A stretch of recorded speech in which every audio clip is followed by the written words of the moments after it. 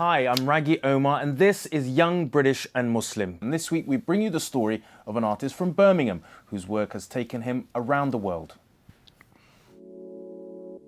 I might be an artist of Muslim faith, but I'm also an artist, just an artist really, just a human being creating art for everybody. You know, I'm born and raised in Birmingham, I'm born and raised in the UK.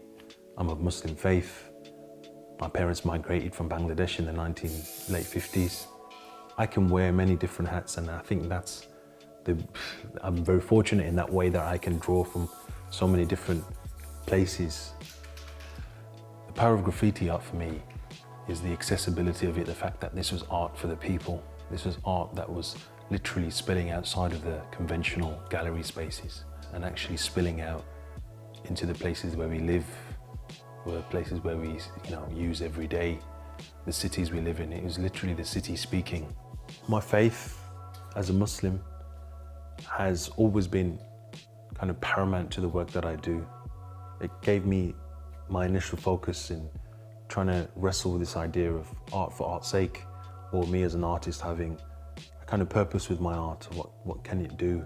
Art has the power to be able to say things society is unable to say.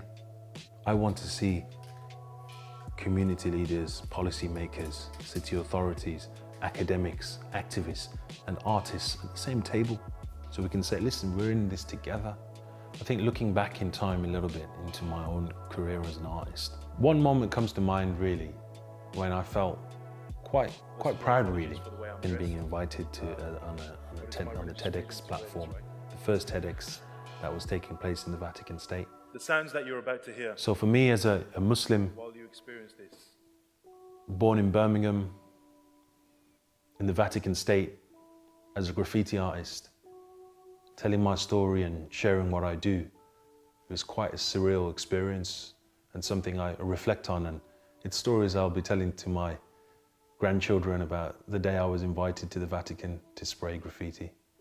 Me growing up, seeing a positive reflection of faith and being Muslim through creativity.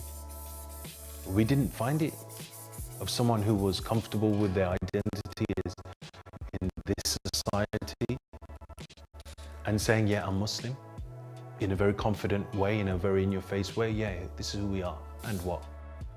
Being the son of an immigrant, having to really kind of wrestle with this idea of my father seeing himself as a visitor here.